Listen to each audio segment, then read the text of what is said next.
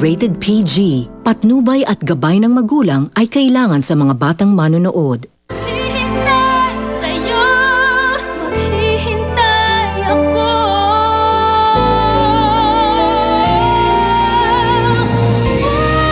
Puso ko'y narito. Si Lyra? Magkasama kayo? Nakipagkita lang po siya para makapaghiwalay sa akin. Pasensya na ako kayo. Tama ko, di ba? Meron ka ng girlfriend. Hindi mo siya pwede makilala. Dapat maging masaya ka na lang eh. Kasi nakapag-move on na ako. Kaya ikaw, mag-move on ka na rin. Lyra? Kausap kasi na babae yung pasyente at mukhang seryoso yung pinag-uusapan. Ninang niya yun si Becky. Pwede mong istorbohin yun. Iba pong babae, hindi po yung kasabay niyong dumating. Iba po. Sino kausap mo? Hindi pa naman po bumabalik si Ninang eh. Bakit, Nay? Wala naman. Ang akala ko lang, may kung sinong bumisita sa'yo. Ay, Nay! Medyo masama po yung pakiramdam ko ngayon. Ano nararamdaman mo? Natawag ako ng nurse. Nay, dito na lang po kayo.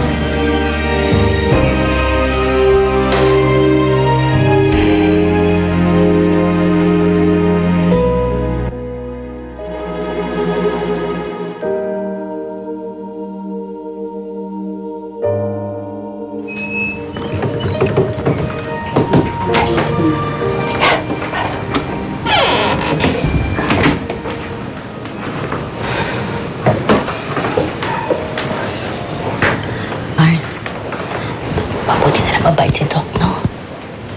Dinischarge si Lyra kahit gabi na. Tapos, hindi natin kailangan matulog dun sa ospital. Binigyan pa tayo ng discount. Pero, malaki din ang binayaran ko. Malaki rin ang nabawas doon sa napagbentahan ko ng kotse. Sayang yon. Imbis na sa gamot niya mapunta, sa ospital pa.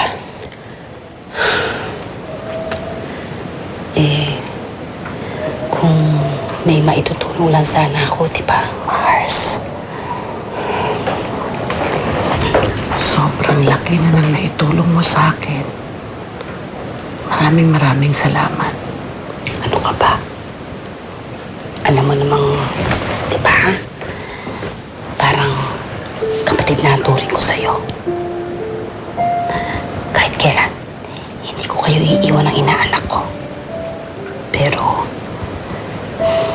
hanggang alalay lang ang magagawa ko. Paano nang mga gastusin natin?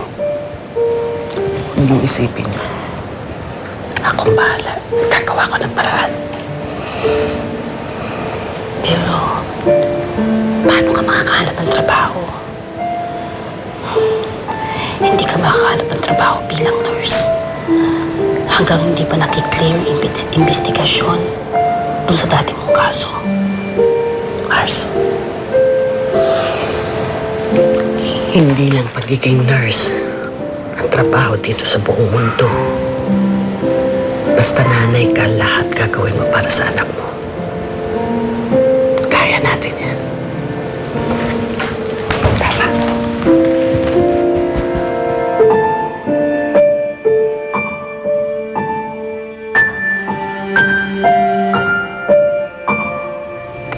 Head nurse ka pala. Bakit dito ka nag-a-apply sa grocery? Temporary lang po, sir. Habang naghahanap ako ng mas permanenteng trabaho. Baka naman nagnakaw ka, kaya nasasante ka, ha? Hindi po. Meron ho akong NBI at barangay clearance. Okay. Sa totoo lang, overqualified ka. Pero sige, dahil kailangan ko rin naman ng store supervisor, tatanggapin kita. Pero under probation muna, ha? Sir Popoy, maraming salamat po. Salamat po.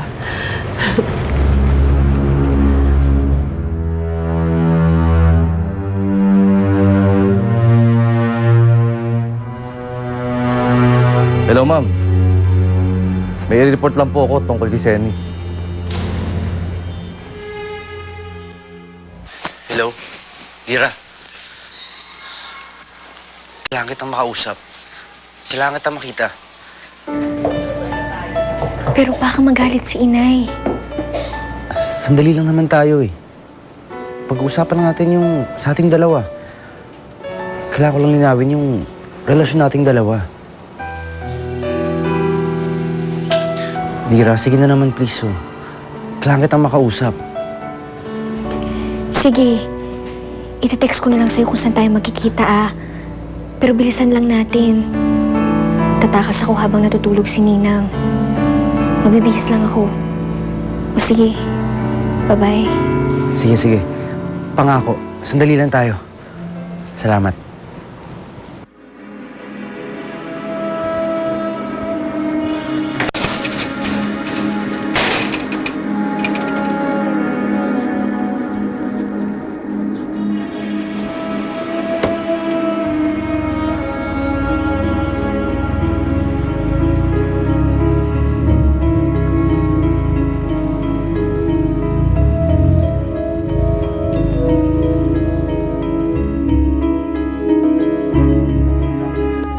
Ito kung ilan ito. 12, ma'am. 12. Yung susunod, ito. 24? Ito lang yan, ha? Oo. Magkano ito?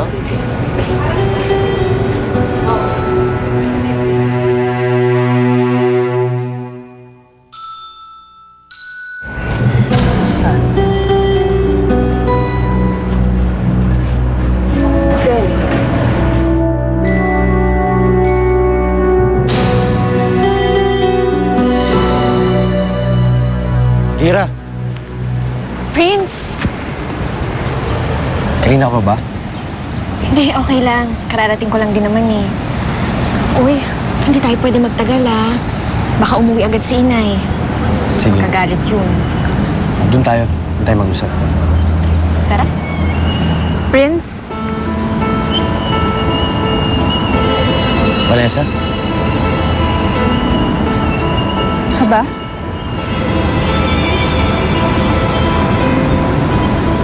Ano, bakit di ka makasagot? Siya ba yung girlfriend mo? Oo, Vanessa. Si Lira. Siya ang girlfriend ko.